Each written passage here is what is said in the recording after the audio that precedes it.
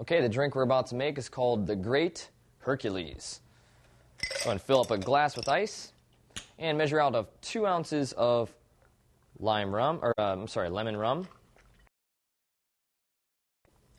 Follow that up with 1 ounce of Passoa, passion fruit liqueur, and a half an ounce of lime juice.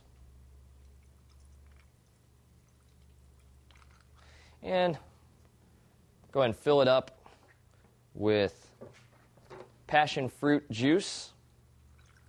Just leave a little bit of room because we're going to have one more ingredient. We're going to shake this so far. That's good enough.